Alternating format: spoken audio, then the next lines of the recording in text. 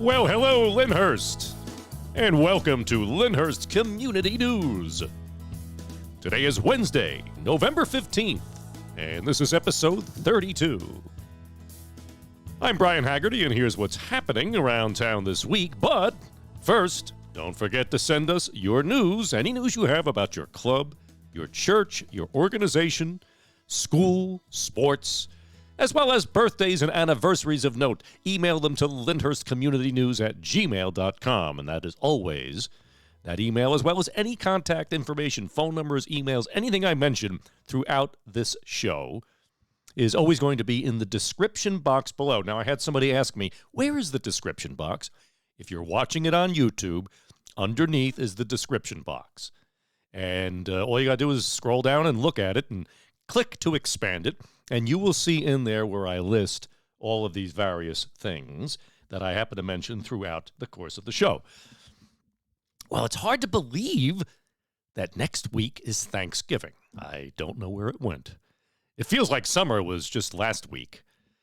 But it's that time of the year, once again, where the weather gets cold, the leaves fall from the trees, and it's a time of the year when families come together and gather together for the coming holidays. And of course, Thanksgiving marks the beginning of the holiday season. But for some families, it's a struggle to put food on the table. And this year, I want to talk about the two different food drives that are currently going on in the township. One is being done by the Lyndhurst Merchants Association, and the other one by the Lyndhurst Masonic Lodge number 80. Now, the food collected will be donated to the Lyndhurst Food Bank, which is located in our health center on Stuyvesant Avenue. There are various drop-off locations around town. Now, for the Merchants Association, each member is placing a box within their business location. Now, some of the locations with the greatest amount of traffic are Vinnie's Mutz on Valley Brook Avenue, Subforce Jiu-Jitsu, located at 718 Ridge Road, and Extreme Martial Arts, located at 300 Stuyvesant Avenue in the old Bogle building. And various other merchant members as well, who have clients who come in and out throughout the day. They will be having drop-off boxes in their businesses as well. So if you see one, make sure you consider putting something in there. Now, the Masonic Lodge drop-off location is located right in front of their lodge, which is at 321 2nd Avenue. You'll see a black utility box right in the front. Just open the gate and put your food donations in the box. And remember, only non-perishable food can be accepted for obvious reasons. I mean, if you give a turkey, that's wonderful, but nobody has any means of keeping them frozen, keeping things in the refrigerator, and obviously we want things that have a longer shelf life.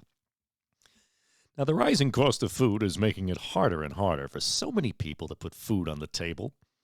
So if you are blessed with food, make sure to send a blessing to help others so that they and their families may enjoy the holiday season as well. And remember, this is all being collected for Lyndhurst families, and you'd be surprised how many people rely on the Lyndhurst Food Bank. And God bless those who work and volunteer at the food bank as well. All right, moving on, the Lyndhurst Historical Society would like to remind everyone that the Little Red Schoolhouse will be open to visitors this month on Sunday, November 26th, between the hours of 2 to 4 p.m.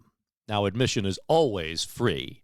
And bring your kids along, because when you bring the kids can ring the old school bell, giving them an idea of what it was like to go to school 100 years ago.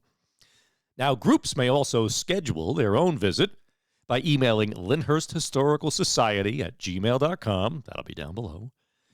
And also, anyone interested in joining the Lyndhurst Historical Society may also email them for information, or you could just attend their next meeting, which is held at the Parks Department building at 250 Cleveland Avenue.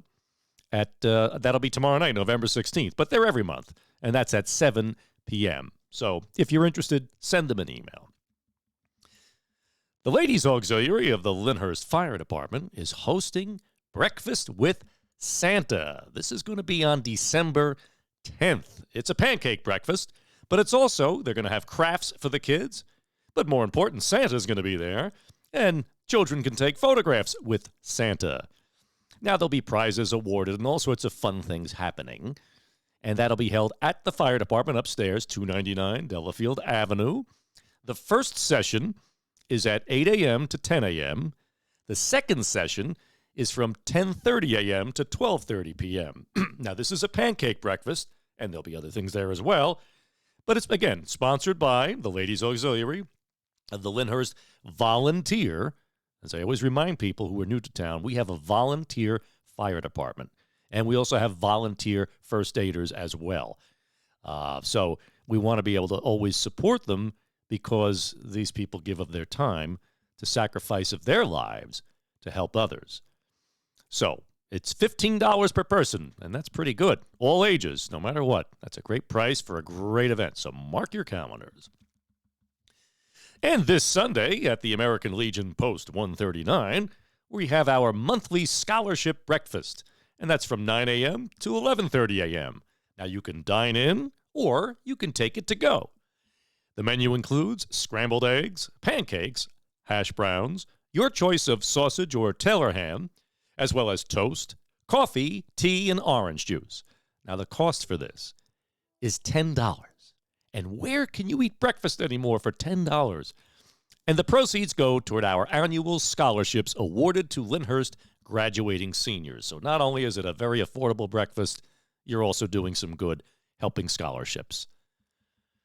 Now, I have some very brief Lyndhurst athletic news here. We just want to congratulate Mackenzie Cibello on her commitment to Long Island University, LIU.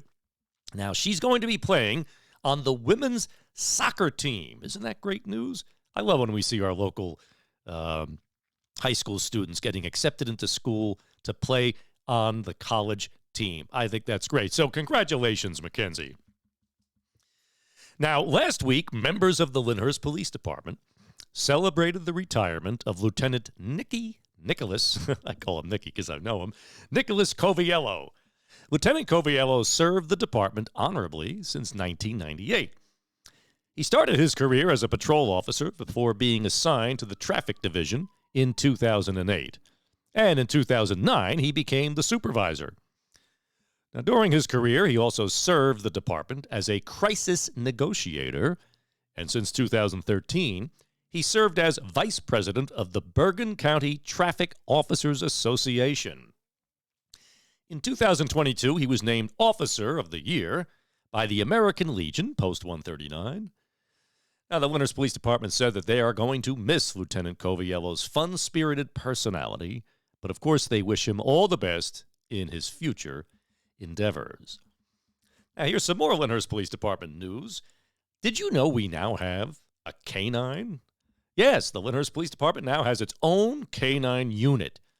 So several weeks ago, we marked the beginning of, his name is Brody. So Canine Brody's first official day of police canine school, of course, with the training that he and the officer assigned to him must complete, where he began his narcotics scent training. Now, a very long road of extensive training lies ahead for Canine Brody, as well as Officer Walker, who is going to be his officer, his sidekick. And, of course, eventually they will hit the streets together. Officer Walker and his canine partner have spent a great deal of time together bonding even before the official training had begun. And that's a very important part of the training, is the bond between the officer and the canine. Now, stay tuned as we follow Canine Brody and Officer Walker through their most exciting journey ahead. The whole department, they're eager to work alongside this duo in the months and years ahead, and the Lyndhurst Police Department wishes them both much luck and success in their training.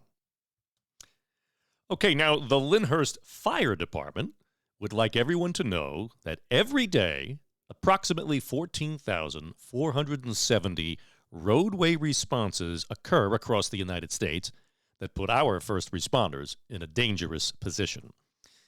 This year, 34 emergency responders have been struck and killed while operating at a roadway incident.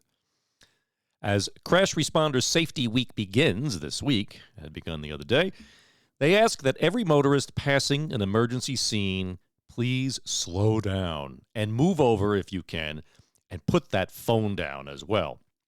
If you follow these 3 simple steps, we can put the brakes on secondary incidents occurring at our scenes. A person live streaming or recording an incident while operating a motor vehicle is against the law in New Jersey and can result in a minimum fine of $200 for your first offense and a maximum fine of $600 with 3 points and even possible 90-day license suspension for your third offense. Now, visit responderssafety.com for additional information.